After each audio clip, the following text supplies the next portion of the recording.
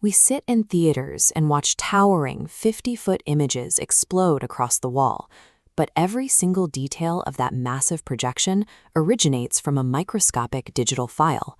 If you try to buy one of these machines for your home, you're immediately hit with a wall of marketing acronyms: 3LCD, DLP, LCoS. Manufacturers use these terms to differentiate their products, but the mechanical differences are rarely explained to the consumer. Scaling a microscopic digital image to fill a massive wall requires a rigid, calculable application of optical physics. To pull this off, every projector on Earth requires three basic elements. The first is raw power, a brutally intense light source to generate a massive stream of photons. The second is a convex lens system. This curved glass captures the expanding beam of light and forces it into a focused, targeted path toward the wall. The third piece is the image plane. This is the hardware that takes the ones and zeros of a movie file and physically imprints them onto that traveling beam of light. While generating light and focusing it through a lens are straightforward processes, the image plane is where projector engineering fractures into different mechanical philosophies. To see these differences, we have to look inside the machines. One of the most common formats is 3LCD, or liquid crystal display. This technology is characterized by the small, dark glass display panels where the liquid crystals actually reside. Before light ever hits those panels, a white beam from the main lamp travels into a series of angled dichroic mirrors. These mirrors are engineered to filter the light, creating separated red, green, and blue beams. Each of those isolated colors is then routed to its own dedicated LCD panel. These act as microscopic monochrome screens, where shifting liquid crystals serve as high-speed shutters, blocking light for dark pixels and letting it pass for bright ones. Carrying their specific image data, the three separate colored beams enter a central glass prism. Inside, they align and merge into a single full-color output. Filtering light directly through a liquid crystal barrier creates vibrant color, but limits the system's ability to achieve absolute sharpness or deep black levels. Digital light processing, or DLP, solves the contrast problem by moving away from liquid crystal filters and toward a system of mechanical reflection. At the center of a DLP projector is the digital micromirror device, or DMD. That dark rectangular surface is covered in millions of microscopic mirrors.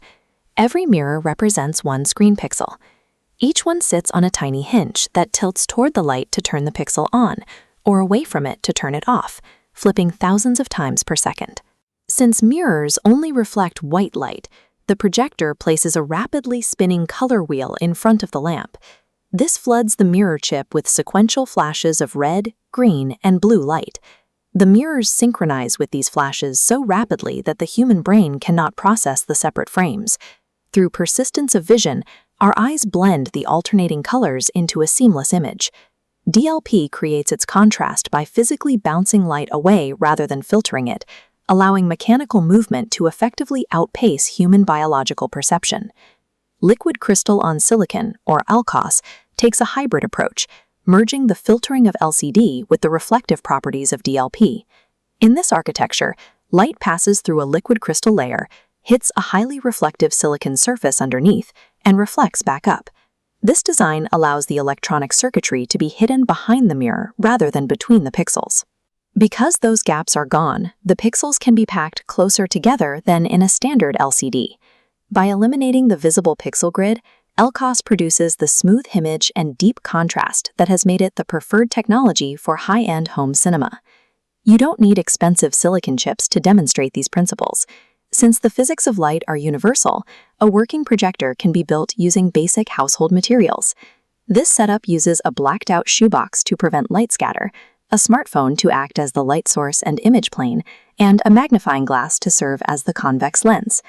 Passing through the curved lens, the phone's light rays refract, crossing paths to hit the wall upside down. To correct this, lock the screen orientation and place the phone in the box completely upside down. The lens then projects the image right side up. By sliding the phone closer to or further from the magnifying glass, you can find the focal length, the exact distance where the expanding light rays align to create a sharp image. When you turn out the lights, the result is a recognizable image projected onto the wall, powered entirely by the device in your pocket. It is a simple demonstration of optics that utilizes the same physical principles found in the most advanced DMD and LCoS systems. Whether the system uses millions of dancing micromirrors or a simple piece of curved glass in a shoebox, the resulting image is governed by the same universal laws of light and refraction.